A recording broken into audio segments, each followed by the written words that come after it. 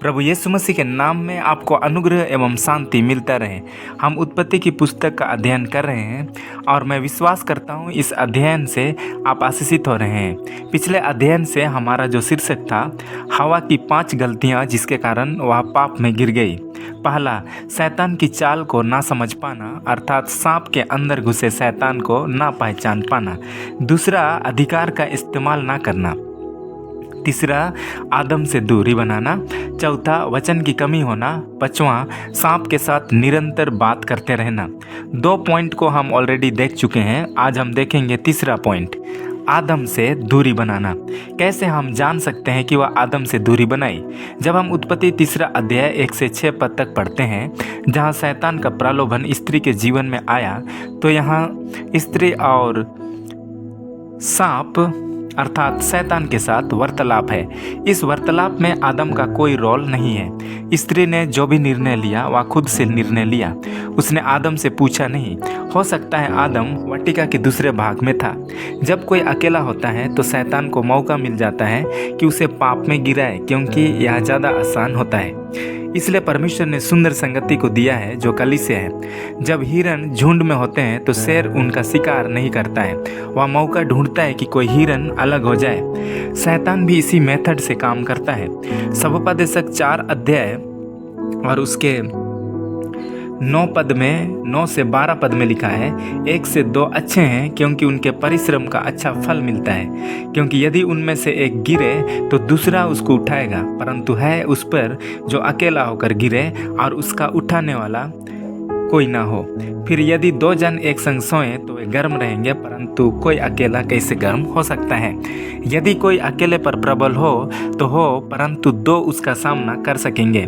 जो डोरी 3 तागे से बटी हो वह जल्दी नहीं टूटती। परमेश्वर ने आदम को स्त्री दिया पत्नी के रूप में, ताकि एक दूसरे को सहयोग कर सके। वचन में लिखा है, जो डोरी 3 तागे से बटी हो वह जल्दी नहीं टूटती। 2 तागे आदम और हवा हैं और तीसरा परमेश्वर। जितना क्लोज वे परमेश्वर के साथ रहेंगे उतना क्लोज वे एक दूसरे के साथ भी होंगे। हवा को चाहिए कि वह अपनी आत्मिक या शारीरिक बातों के विषय आदम से बात करे, क्योंकि वह उसका सिर है, लेकिन उसने ऐसा नहीं किया। जब वह पाप में गिर चुकी थी तब उसने आदम से संपर्क किया और आदम भी पाप में गिर गया। अगर वे पहले एक साथ मिलकर शैतान का सामना करते तो वे शैतान के ऊपर जय पाते। यीशु के आने के बाद नए नियम में हम सब कलीसिया हैं। हमें यीशु ने अपना खून से खरीद लिया है। इफिसियों 5 अध्याय 23 पद में लिखा है, क्योंकि पति पत्नी का सिर है जैसा कि मसीह कलीसिया का सिर है। जब यीशु इस संसार में आए तो दूसरा आदम बनकर आए। पहला कुरिन्थियों 15 अध्याय 45 से 47 में लिखा है, प्रथम मनुष्य अर्थात आदम जीवित प्राणी बना और अंतिम आदम जीवनदायक आत्मा बना। मेरे प्रिय मित्र, बाइबल में कलीसिया को यीशु का दुल्हन बताया गया है। वो हमारा दूल्हा है। हमें हर पल उसके करीब रहना है, हर एक बात उससे शेयर करना है। अगर हम हर समय यीशु के साथ जुड़े रहेंगे तो शैतान हमें प्रलोभन में नहीं गिरा सकता। यह तभी संभव है जब हम यीशु से दूर रहते हैं। जब कभी हम संदेह या कंफ्यूजन में होते हैं, हमें यीशु में उसका उत्तर ढूंढना है। यीशु का उत्तर बाइबल में है। यूहन्ना 15 अध्याय 5 पद में यीशु ने कहा, मैं दाखलता हूँ, तुम डालियाँ हो। जो मुझ में बना रहता है और मैं उसमें, वह बहुत फल फलता है, क्योंकि मुझसे अलग होकर तुम कुछ भी नहीं कर सकते। मेरे प्रिय मित्र, हमारे जीवन में अच्छे फल आने के लिए जीसस के साथ जुड़ना जरूरी है। 1 + 1 बहुत कुछ हो सकता है। पहला वाला 1 हम है, लेकिन दूसरा हम नहीं, वह यीशु है। कई बार दोनों स्थान हम खुद लेते हैं, जिसके कारण हमारे जीवन में फेलियर आता है।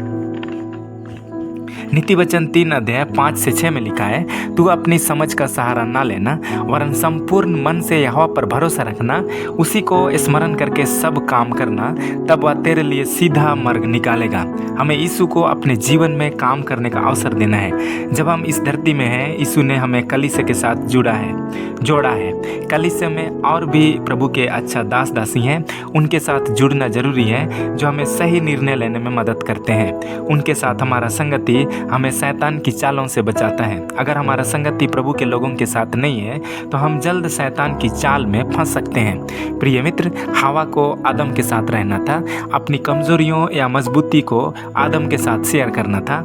जब शैतान के द्वारा हवा के मन में अविश्वास या संदेह डाला गया तो तुरंत आदम से जुड़ना था। इफिसियों 5 अध्याय में वचन कहता है कि पति को चाहिए कि अपनी पत्नी का पालन पोषण करे। पालन पोषण का मतलब सिर्फ भोजन या कपड़ा देना नहीं है, लेकिन उन्हें साहस देना, विश्वास देना, प्रेम देना, उनकी निर्बलता में उन्हें बल देना। इसी प्रकार हमारा आत्मिक पति यीशु है, हमें उनके करीब रहना है और तब हम शैतान की चाल से बच सकते हैं और हमें उनकी ओर से जो पालन पोषण मिलना है वो हमें निरंतर मिलता रहेगा। प्रभु आपको बहुत ऐसे आशीष देने पाए। आमीन।